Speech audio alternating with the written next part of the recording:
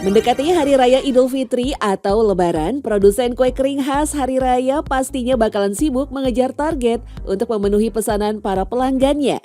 Bahkan banyak di antaranya yang sudah menutup orderan di awal Ramadan karena kuota yang sudah penuh. Membeli kue Lebaran memang lebih praktis dan banyak pilihan.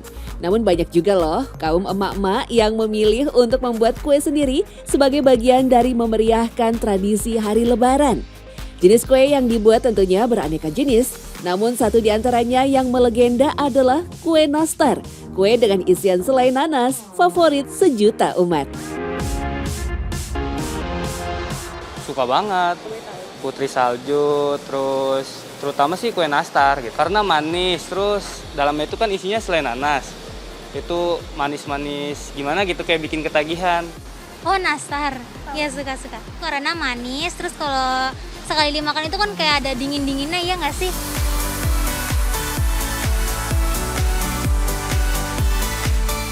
Menurut laman Indonesian Chef Association, kue nastar lahir di negara kincir angin Belanda. Nama nastar berasal dari bahasa Belanda ananas atau nanas dan tartjes atau tart. Racikan resepnya terinspirasi dari olahan pie ala Belanda yang dibuat dalam loyang-loyang besar dengan isian selai buah-buahan seperti apel, strawberry, atau blueberry. Di masa kolonial, resep kudapan dengan isian selai buah itu coba dipraktekkan di negeri jajahan. Sayangnya karena keterbatasan buah yang ada, membuat pie ala Belanda menjadi tidak mudah. Nastar sendiri bukan dari Belanda, tapi tercipta ketika masa Belanda masih ada di Indonesia. Bahwa orang Belanda ini kan seneng kue-kue yang manis yang dibawa dari negaranya. Yang mana itu mereka merupakan mirip sebuah fruit pie. Gitu. Fruit pie itu kan biasanya dibikin adonan, tepung, terus diisi buah-buahan yang seger, yang agak asem tapi ada manisnya dicampur sama gula sedikit dengan mereka yang biasanya mereka pakai either strawberry, blueberry, apel, terus wildberry, pokoknya semua buah-buahan yang ada asam manisnya. Nah, ketika mereka di Indonesia, mereka tidak bisa mendapatkan ini semua. Gitu. Yang ada yang mereka lihat atau yang mereka rasakan mirip adalah nanas. Gitu. Jadi mereka mencoba membuat dengan menggunakan nanas. Cita rasa nanas yang manis dan segar ternyata cocok untuk dijadikan selai isian pie. Untuk mempermudah mengkonsumsinya sengaja dibuat kecil-kecil.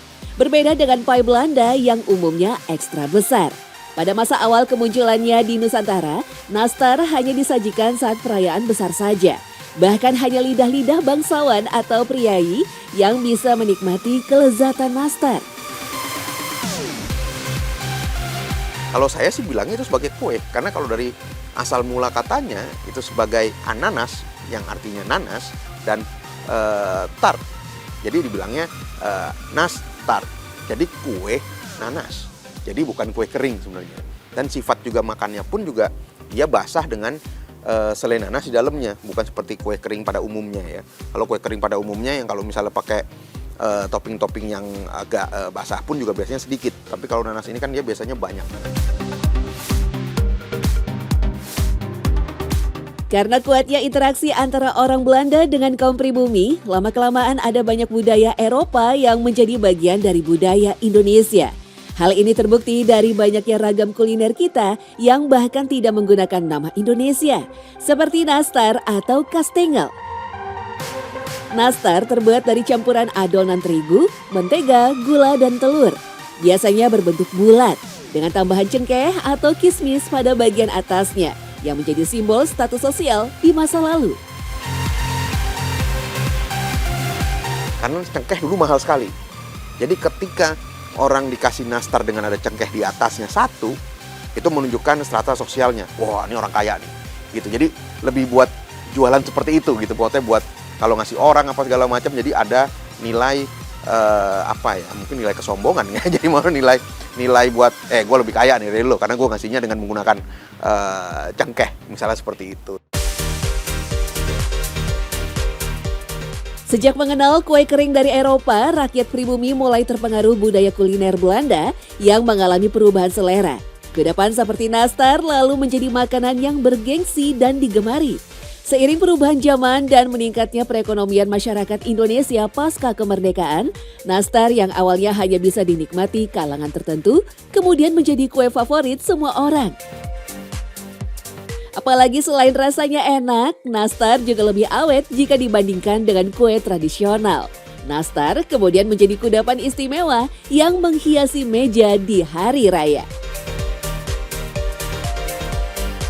Sekarang udah banyak banget yang dengan base kue nastar ini, mereka isiannya udah dicampur-campur udah macam-macam. Ada yang isinya apel, ada yang isinya buah naga, terus ada juga dengan yang mirip dengan lobi-lobi gitu. Jadi prinsipnya adalah mereka mencari rasa yang mirip-mirip dengan nanas, asam, manisnya ditambah gula dan bisa jadi selai.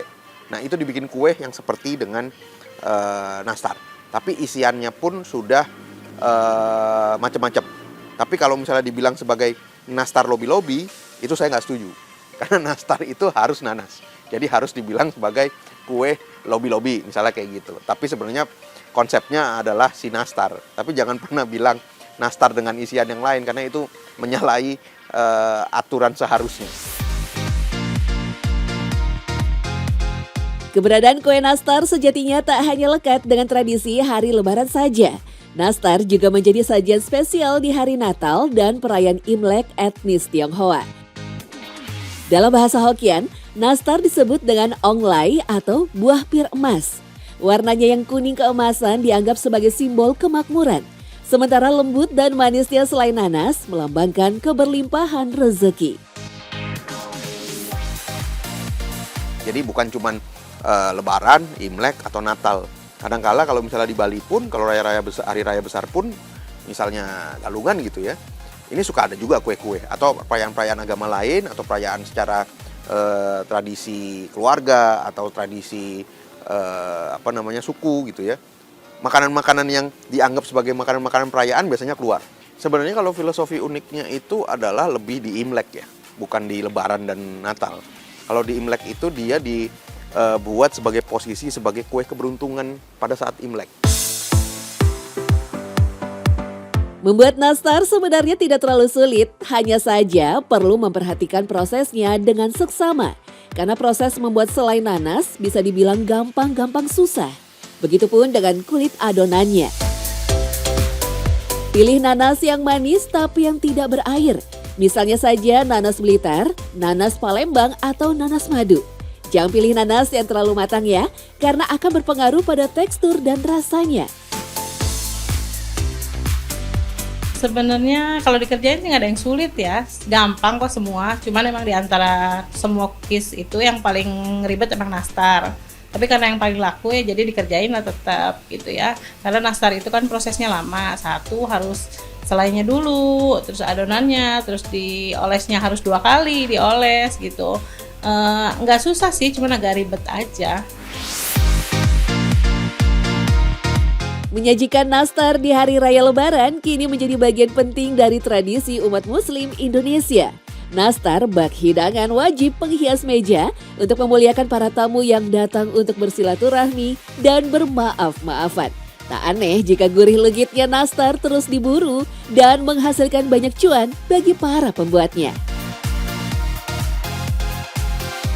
Yang paling banyak yang pasti Idul Fitri ya, Lebaran itu udah paling banyak banget. Tapi kita juga open order untuk hari Natal atau di Imlek itu juga. Kalau ada perayaan-perayaan, kalau misalnya memang ada yang minat ya tetap kita bikin.